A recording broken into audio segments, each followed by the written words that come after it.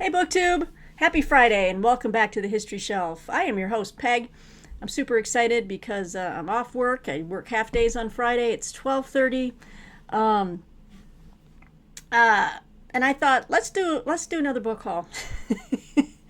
Just because over the last month and a half, my birthday was last month, and I splurged a little bit. I've been working really hard, and I just thought, buying books is how I treat myself. It's one of the ways I treat myself. So I said it's my birthday, whatever. And Book Outlet had some awesome like fiction sales, like $5.99 everything, including hardcovers. So I kind of went a little crazy. But I do have some history titles in here. So this will be like mostly historical fiction, mystery, also with some history thrown in. I do have a couple more Book Outlet hauls to film for you guys.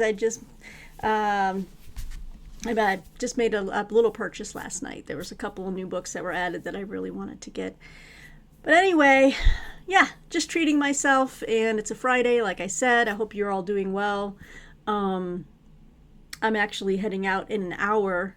I'll be meeting with a publicist that I met up with last year from Europa Editions, the wonderful publisher. So we'll be connecting and talking about some of their newest books. We're going to meet for coffees or tea, whatever it is going to be. But it's blazing hot here. Although I'm wearing a sweater because I can only take air conditioning so long, and then I start to get chilled in the house. Isn't it crazy? Anyway, guys, so there's that. Let me hop into these books, and let's just get started.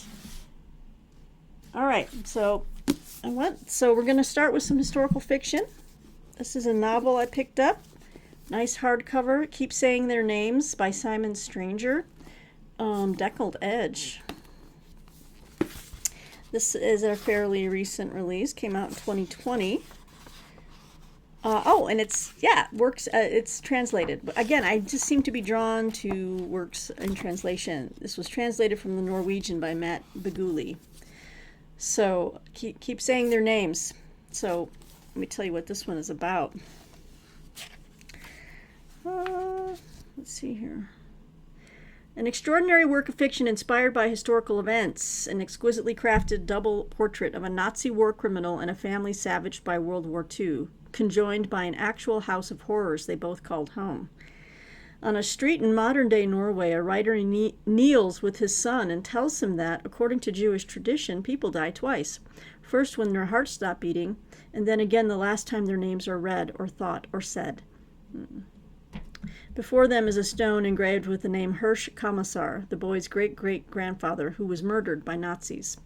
The man who sent Kommissar to his death was one of Norway's vilest traitors, Henry Oliver Reinen, a Nazi double agent who set up headquarters in an unspectacular suburban house, and transformed the cellar into a torture chamber for resistors, a place to be avoided after the war. That is, until Commissar's own son, Gerson, and his young wife, Ellen, take up residence in the house years later. While their daughters spend a happy childhood playing in the same rooms where some of the most heinous acts of the occupation occurred, the weight of history threatens to pull the couple apart. In Keep Saying Their Names, Simon Stranger uses this unusual twist of fate to probe 5 generations of intimate and global history, seamlessly melding fact and fiction, creating a brilliant lexicon of light and dark. The resulting novel reveals how evil is born in some and courage in others, and seeks to keep alive the names of those lost. So, that sounds pretty powerful to me. So, and it was like $5. So, picked up Keep Saying Their Names. All right, let's start stacking them over here. Oh, yeah. So I've kind of been slowly collecting finished copies of this writer's work.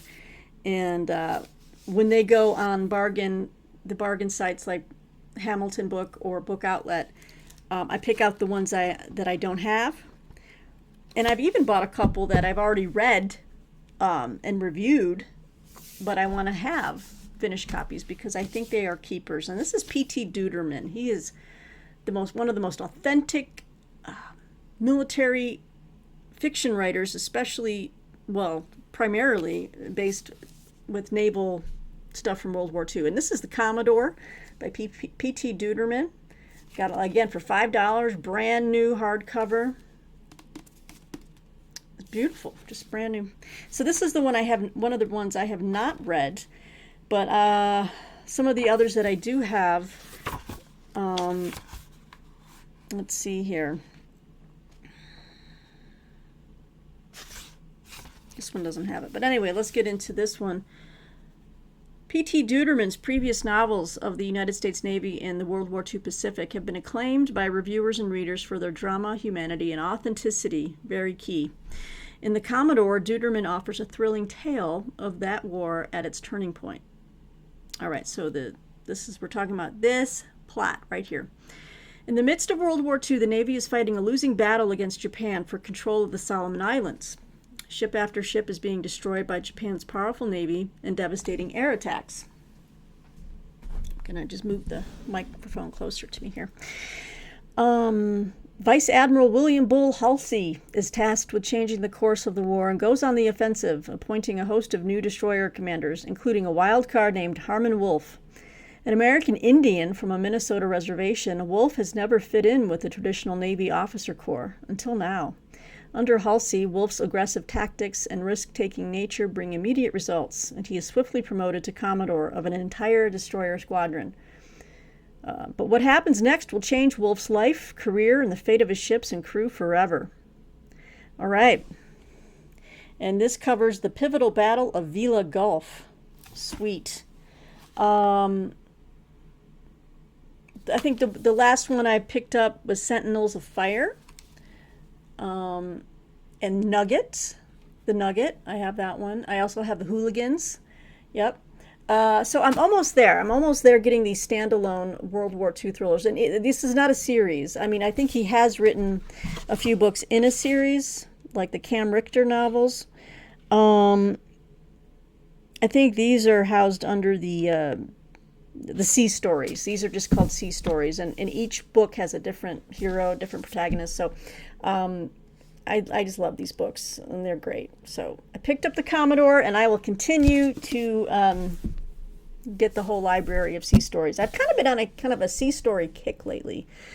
And in fact, I just discovered some new writers. Douglas Riemann, not a new writer. He wrote back in the 40s, 50s, 60s, 50s and 60s and 70s, I think.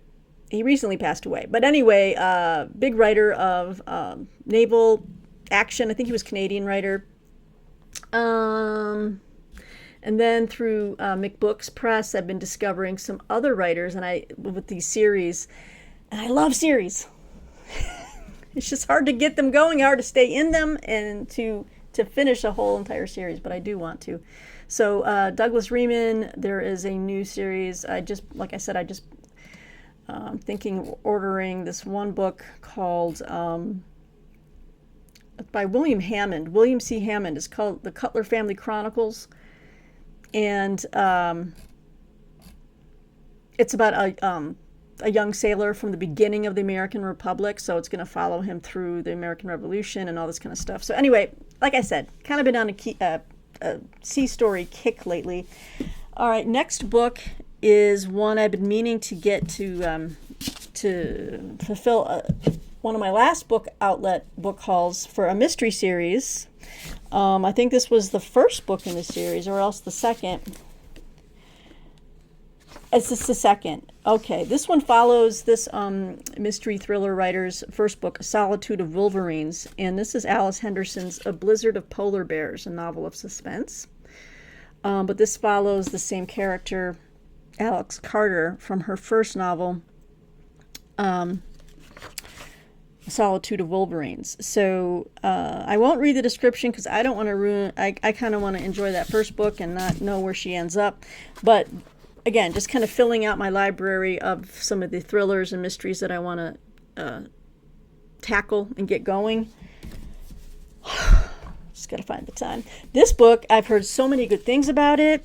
Oh, and then when my podcast people on Commentary Podcast, John Podhoretz, recommended this book.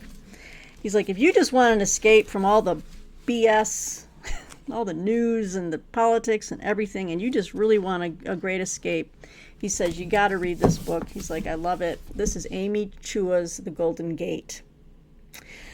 So again, picking up all these hardcovers when Book Outlet has a fiction sale, and they mean hardcover and paperbacks. So I'm always filtering my search by hardcover because I like to read hardcover. I don't know what it is.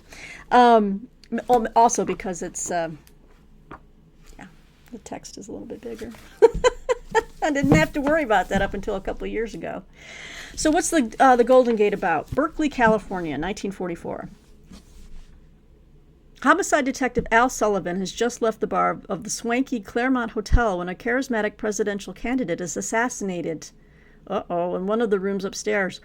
A rich industrialist with enemies among anarchist factions on the far left, Walter Wilkinson could have been targeted by any number of groups. But strangely, Sullivan's investigation summons the specter of another tragedy at the Claremont, 10 years earlier, the death of 7-year-old Iris Stafford, a member of the Bainbridge family, one of the wealthiest in all of San Francisco. Some say she haunts the Claremont still.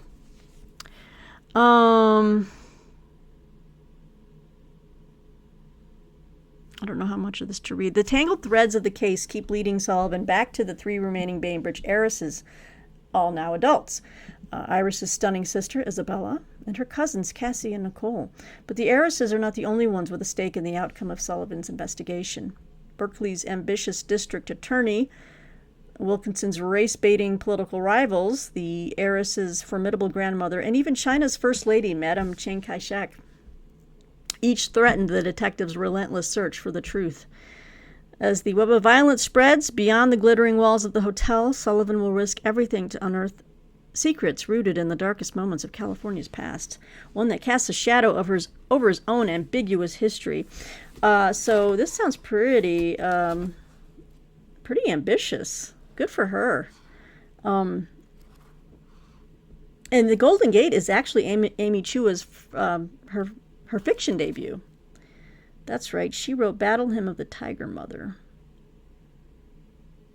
Okay, so yeah, her first fiction novel. I'm really excited to tap into this one. All right. Then another book I wanted to try. I think it's going to be part of a trilogy. This is book number 2, and I thought I had lined up book number 1, so I can't even start reading this yet. But it sounded like a fun novel, a fun summer read, kind of like, whatever. It's Don Winslow's City of Dreams. This follows City on Fire, so I need to get City on Fire. I don't know why it's so hard to find it in a reasonably priced bargain book, because it's been out. I mean, this is the second book. You'd think this one would have been harder to find or more expensive. Ooh, how fancy. City of Dreams. Yeah. This is following the epic, ambitious instant New York Times bestseller City on Fire, which one reviewer called the godfather of our generation. Whoa. Comes the dramatic second novel in a monumental crime trilogy. Okay. I don't want to read the description just because I really want to get the first novel. So, I'm just really intrigued. And if it is along the lines of a Godfather or mafia stuff, Cosa Nostra, I'm so down with it. So I got the second. Like I said, I'm still hunting down the first book, City on Fire, for a price that I want to pay. All right, let's switch over to some history. Oh, God. Ow. Oh! That hurt.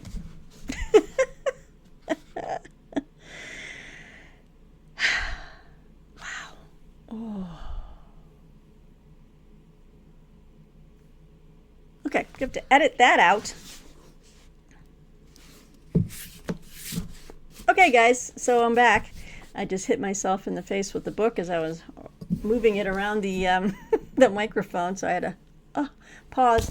I picked up Cross of Snow, A Life of Henry Wadsworth Longfellow by Nicholas A. Basbanes or Basbanes. I don't know how to pronounce his last name, but everyone in the book world has at least one or two or three or four of Nicholas Basbanes' books about bibliophiles, bibliomania, people who collect books. I have all of Nicholas Basbanes' works, so what a beautiful book. And I've been wanting to get this book on Longfellow just because I've been reading a lot about the Transcendentalists, both fiction and history. I've been reading about Margaret Fuller, Emerson, Thoreau. So this just seems like the perfect time to pick this up.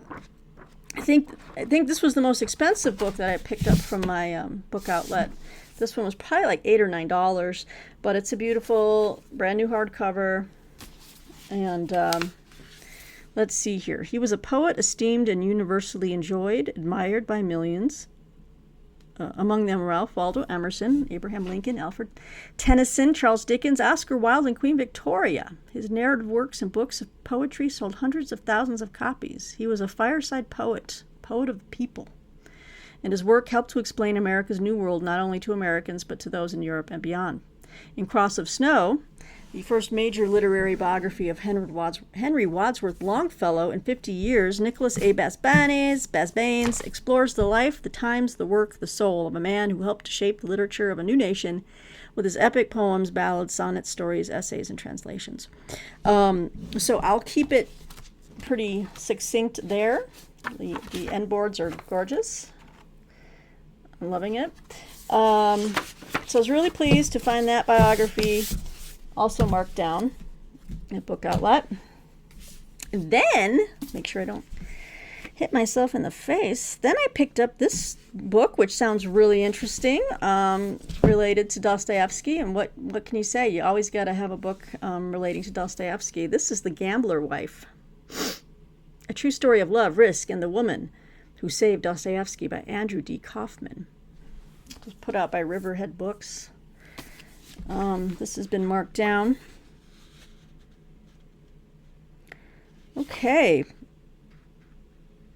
A revelatory new portrait of the courageous woman who saved Dostoevsky's life and became a pioneer in Russian literary history.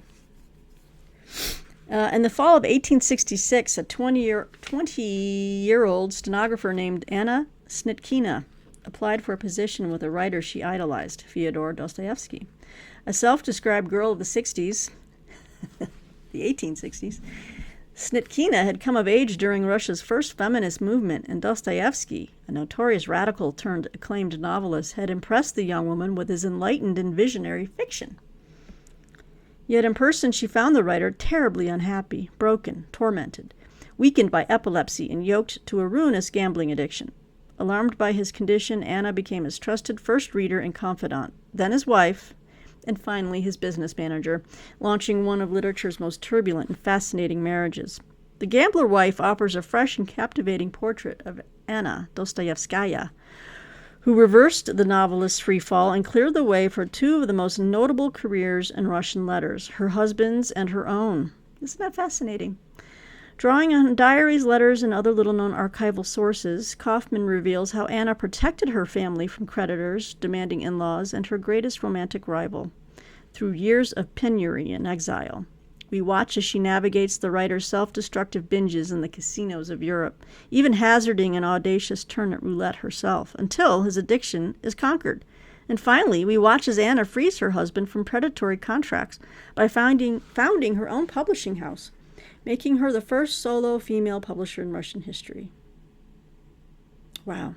The result is a story that challenges ideas of empowerment, sacrifice, and female agency in 19th century Russia, and a welcome new appraisal of an indomitable woman whose legacy has been nearly lost to literary history. Well, it was lost to me because I didn't even really know that she had literary pretensions herself.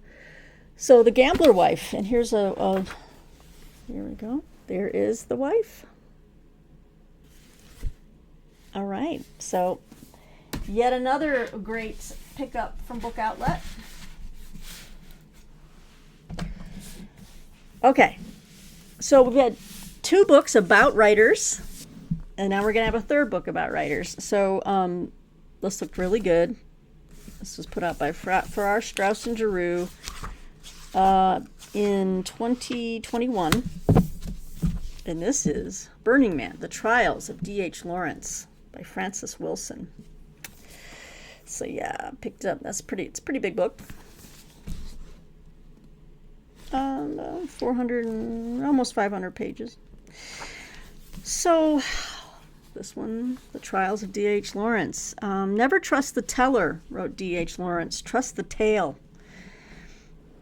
Everyone who knew him told stories about Lawrence, and Lawrence told stories about everyone he knew. He also told stories about himself again and again. A pioneer of autofiction, no writer before Lawrence had made so permeable the border between life and literature.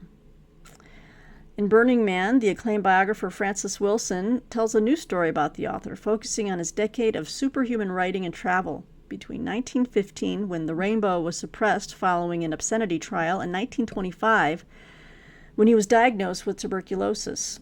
Taking after Lawrence's own literary model, Dante, and adopting the structure of the Divine Comedy, Burning Man is a distinctly Lawrentian book, one that pursues its subject around the globe and reflects his life of wild allegory. Eschewing the confines of traditional biography, it offers a triptych of lesser-known episodes drawn from lesser-known sources, including tales of Lawrence as told by his friends in letters, memoirs, and diaries. Focusing on 3 turning points in Lawrence's pilgrimage, his crises in Cornwall, Italy, and New Mexico, and 3 central adversaries, his wife, Frida, the writer Maurice Magnus, and his patron, Mabel Dodge Lewin, Wilson uncovers a lesser-known Lawrence both as a writer and as a man. All right. So, a literary biography going on here. Lots of photos in here, so that's cool. Photos, illustrations. Awesome. Let me see if I can find a good one for you. Oh, here's an example of how that she uses Dante as the model. So Purgatory is Italy, 1919 to 1922.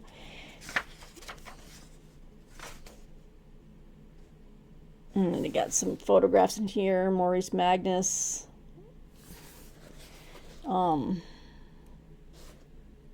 There's a shot of Lawrence. All right, so there you go. There's some of my history. Now we're going to switch over to the second part of my second order. All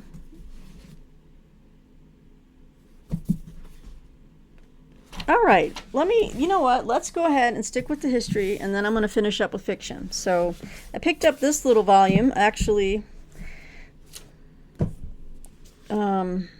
This little Granta thing. It was really super cheap. Small little volume, and it's called The Fatherland and the Jews.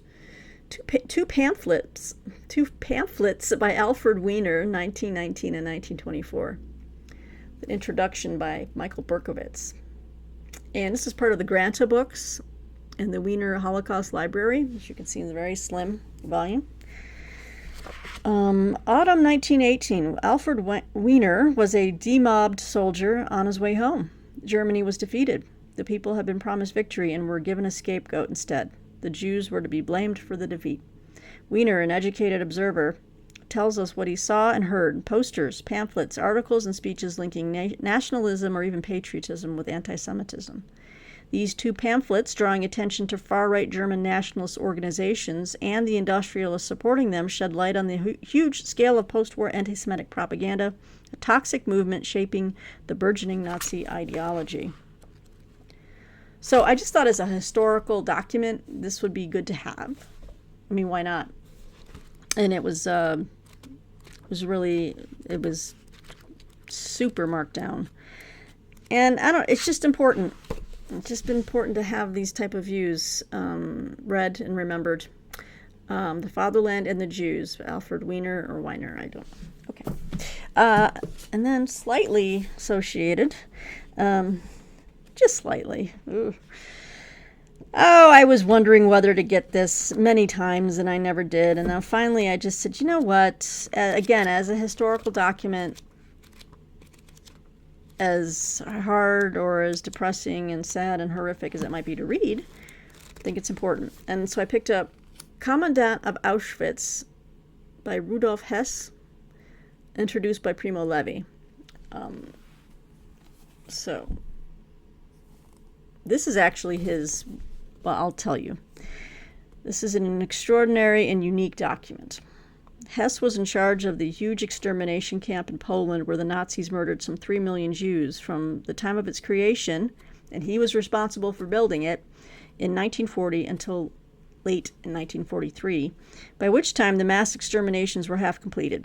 Before this, he had worked in other concentration camps, and afterwards he was at the inspectorate in Berlin. He thus knew more, both at first hand and as an administrator, about Nazi Germany's greatest crime than almost anyone. Captured by the British, he was handed over to the Poles, tried, sentenced to death, and taken back to Auschwitz, and there hanged. So the good news about, and what made me feel okay in buying this, is like, I read at the bottom here, the royalties from this macabre but historically important book go to the fund set up to help the few survivors from the Auschwitz camps. So, and I'll read a little bit from Primo Levi's introduction here. This is Primo Levi speaking. This book is filled with evil.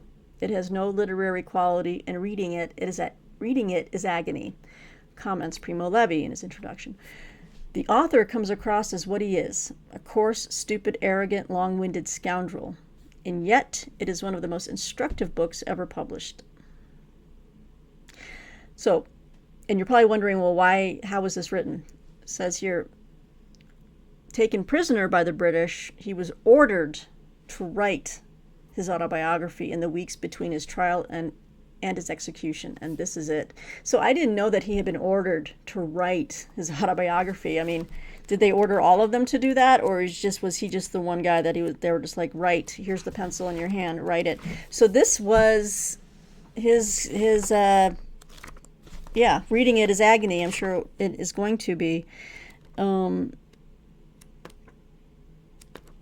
But boy, doesn't that take you psychologically into the mind of some really, how does this happen to people?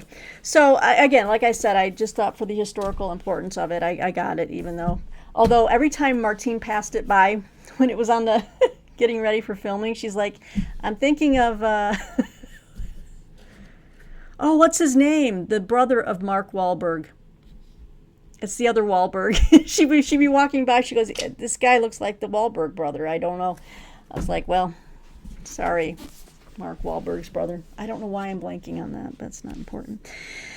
So the other little paperback I picked up, I have several of this author's works, and this is the one I don't have, but it sounds great. And it is Day of the Assassins, A History of Political Murder by Michael Burleigh. This is just a little picador, a nice picador edition. And it was on Book Outlet. And a lot of times these are the type of books that show up and they only have one in the inventory, and you've got to make a decision whether you're going to buy it that day or not, because it will go away. Some of these really good editions show up as only one in their inventory. You can tell I've done this a few times, huh? So what does it say here? In Day of the Assassins, acclaimed historian Michael Burleigh examines assassination as a special category of political violence and asks whether, like a contagious disease, it can be catching. Wow, and I just realized how timely this book is. Focusing chiefly on the last century and a half, Burleigh takes readers from Europe, Russia, Israel, and the United States to the Congo, India, Iran, Laos, Rwanda, South Africa, and Vietnam. And as we travel, we revisit notable assassinations, among them Leon Trotsky, Hendrik Verwoerd, I don't know who this is, Hendrik Verwoerd, Juvenal Habyarimana, Indira Gandhi, Yitzhak Rabin, and Jamal Khashoggi. Well, I don't know that one, yeah. I know most of these except for two. Combining human drama, questions of political morality, and the sheer randomness of events, Day of the Assassins is a riveting insight into the politics of violence. So, yeah, I picked that one up. Okay, back onto the fiction. Okay, we're back. So now I've got a couple of Preston and Childs I picked up because I'm trying to finish out. I'm halfway, about halfway through the Pendergast novels, Preston and Child, and I've been reading them for years. and then I kind of stopped for a couple of years, so I want to get back in. But one of the side characters I've enjoyed is Nora Kelly, and they did a spin-off with her, and I think it's Carrie Swanson or Corey. They kind of work together. Yeah, Corey Swanson. She's like a young FBI agent now, but she first showed up in I think it was Still Life with Crows. But anyway, I got the latest 2 books in this series with Nora Kelly that began with Old Bones and the Scorpion's Tail. So let me see which one of these is the most recent. It's 2023. I think it might be Diablo. No. Okay, so the 3rd book in the series, I think it begins with Old Bones, and it's the Scorpion's Tail, and then we have Preston and Childs' Diablo Mesa. Again, they're kind of like thrillers. Sometimes they might have a little bit of a supernatural edge. I know Pendergast had some weird stuff going on in there, but I'll give you a flavor. I'll just read one of these descriptions. I won't read the other one.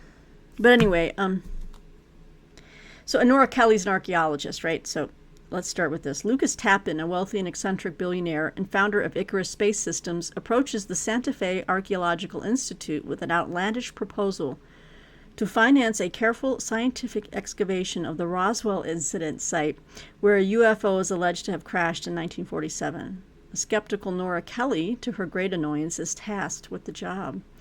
Nora's excavation immediately uncovers 2 murder victims buried at the site, faces and hands obliterated with acid to erase their identities. Special Agent Corey Swanson is assigned to the case. As Nora's excavation proceeds, uncovering things both bizarre and seemingly inexplicable, like I told you, the element of otherworldly or supernatural stuff. Let's see. So as things get more bizarre and inexplicable, Corey's homicide investigation throws open a Pandora's box of espionage and violence, uncovering bloody traces of a powerful force that will stop at nothing to protect its secrets, and that threatens to engulf them all in an unimaginable fate. And here are our authors. They're just quite the tag team. So I picked up Diablo Mesa, and then their most recent book that came out just last year, 2023, Dead Mountain. So it's going to include Nora Kelly and Corey Swanson again. So though I am up to date on that series now, I've got those books, and I just need to get back into the Pendergast, because they have been cranking out Pendergast stories. I went ahead and got this book because I received a gratis review copy of the second in the series, and I really wanted to, before I read the second one, I wanted to read the first one, obviously, because it's a series. Military, I don't know. Would it be military? It's just thriller. It's Forge Books puts this out, but this is the first book of the Derek Harrington series, and it's called The Instructor by T.R. Hendricks. So, like I said again, I got the review copy of his most recent book, which is The Infiltrator. But it just sounds like, again, a fun read, a fun, exciting, something to just forget other things with. So, and that's what books do, right? They take us into another world. They're supposed to help us escape, but also, especially with fiction, just to take us out, and use our brains to imagine different things. And it's I love it.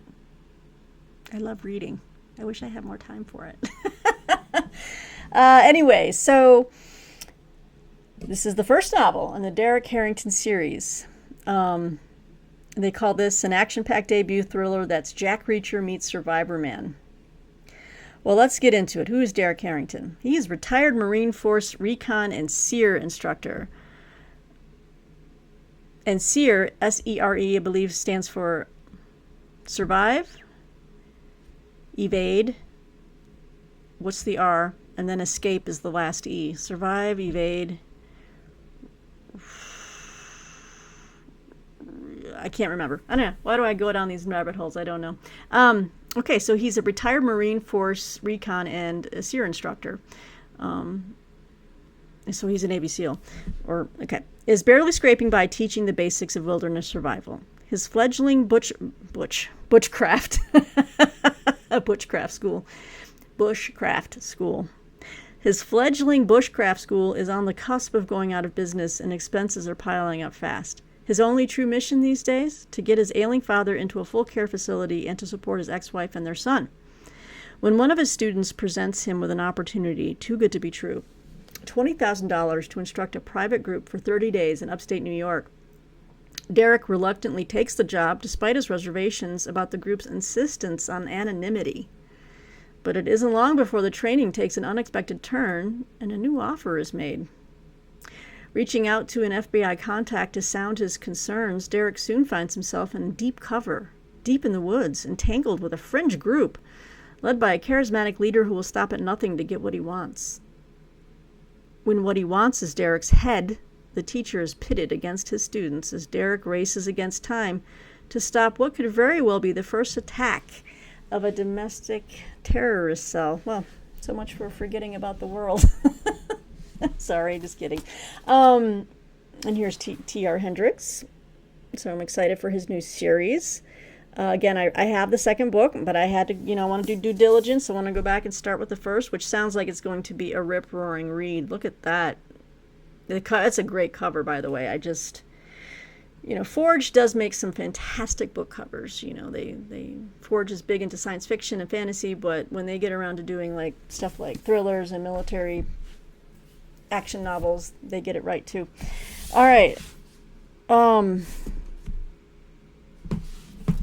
Right. Let me show you this one, because even though it's still July and that'll be August real soon, I'm already looking forward to October. I get so excited for fall. I love autumn. I love the scary movie run up to October. I love all the movies playing on repeat, the Halloween movies. Love it. And I just been wanting to read more horror. I'm not going to lie. I've just been I read a book that to me that was kind of horrific, The Chamber by Will Dean, and I wrote a review of it for Shelf Awareness, which will be coming out fairly soon in the next few weeks. But it had me tense. I'm I really miss reading scary stuff. So I saw this book by Josh Malerman, and it's a novel in 6 novellas, but it looks so intriguing. And look at this cover, and it's called Goblin by Josh Malerman. Now, he was the author of Bird Box, which I guess was made into that Netflix series. I never got around to watching Bird Box, so I'm still kind of untouched by that. I don't know what Bird Box was about. I know it came close on the heels of when A Quiet Place was released, so I was like, oh, is this more of that, where you can't speak? So I wasn't sure, but Josh Malerman's Goblin, a novel in 6 novellas. Got it for a song at Book Outlet. So let me tell you what this does here. And I'm probably going to save this one. I'd like to do something special, or at least something different on this channel for Halloween. I might try to think of something, or I just might follow along with the rest of BookTube and just pick out some horror novels and read them and tell you about them. So that might just be the extent of it. But I might say hang on to this for September and October time frame. Let's get into it. Goblin seems like any other ordinary small town, but with master storyteller Josh Malerman as your tour guide, you will discover the secrets that hide behind its closed doors. These 6 novellas tell the story of a place where the rain is always falling, nighttime is always near, and your darkest fears and desires await. Welcome to Goblin. And then it gives you a little synopsis of these 6 novellas. I'll read a couple of these to you.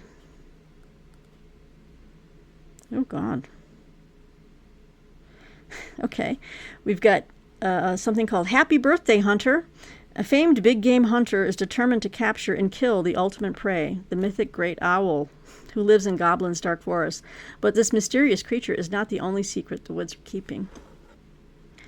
The Hedges. When his wife dies, a man builds a hedge maze so elaborate that no one ever solves it, until a little girl resolves to be the first to find the mysteries that wait at its heart. And that obviously is where they drew the this from.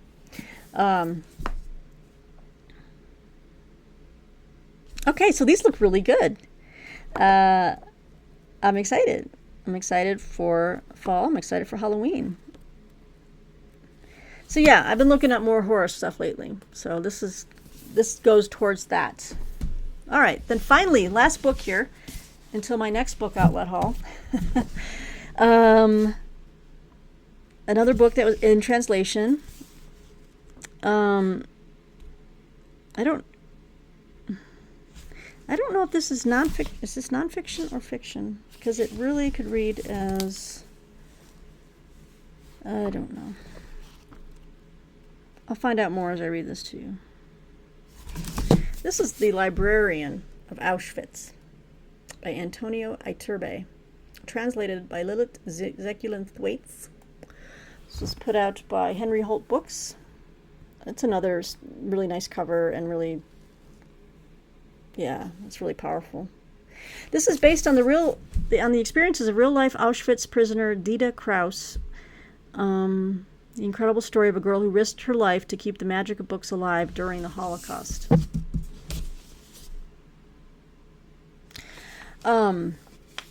Let me read this to you. 14-year-old Dita is one of the many imprisoned by the Nazis at Auschwitz, displaced along with her mother and father from their home in Prague, first to the capital city's ghetto, then northward to the Terezin settlement, and now to Auschwitz in Poland. Dita is adjusting to the constant terror that is life in the camp. When Jewish leader Freddie Hirsch asks Dita to take charge of the 8 precious volumes the prisoners have managed to sneak past the guards, she agrees, becoming the librarian of Auschwitz.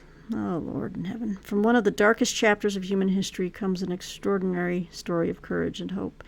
The reason why I just said Lord in heaven is just I'm reading the flap, the copy on the flap, and the end papers here.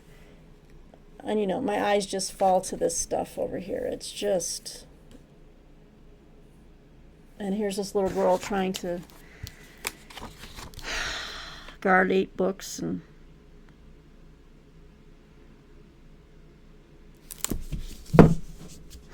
man's inhumanity to man. I will never understand. Just never understand it. Librarian of Auschwitz. So to me, this is a very important book, and I'm glad I finally picked it up. So that is a huge book haul from Book Outlet, everybody. I hope you enjoyed it. Let me know what you think about these books in the comments below, as always. I need to go now and start to get this video uploaded. I probably won't get it up until after I'm back from my meeting with Europa Editions. So that'll be fun.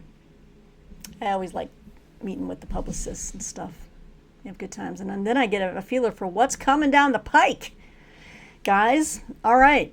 Well, until next time, some housekeeping notes. I'm going to be out of town, or at least out. I'll be away from home. Poor Martine, send her your love and well wishes. I'm going on a business staff retreat Monday through Thursday. So I will be staying at a hotel. Luckily, I'm not leaving the state, but I am going to be half an hour down the road. It's just too far to commute, so don't ask me why I'm not staying home. It's too much. I'm going to be having late nights at the staff retreat and early mornings, so Peg is going to be undocking from this station, so I won't be making any videos Monday through Thursday, and it might take me a little while to recover as far as, and then I've got plans next weekend. There's a lot going on here. I've been making a little less, the last couple of weeks I've made less videos just because I've been so slammed, and then life too, just spending more time around the house doing things and in the yard with Martine, which is important. So I urge you all to do that as well, and especially other booktubers. Don't let the booktube run your life. Get out there and spend time with your family and your friends and live life. And this will be here. And all of your viewers will be there because everyone understands we've got lives to live. So anyway, I will be out of pocket Monday through Thursday. I'm going to try to make at least a couple more videos this weekend and then schedule them out while I'm gone. So you actually won't even know that I'm gone. So why am I even telling you this? I don't know. It's a little behind the scenes baseball. But yeah, I might just do some, I'll film a couple and then I'll release them while I'm gone next week. So you won't be without me. All right, guys. Until next time, thanks for joining me here at the History Shelf. Thanks for your love, your comments, your support, your subscribing, and all of that good stuff. Be well. Take care. We live in a crazy world. but have hope. Until next time, bye bye.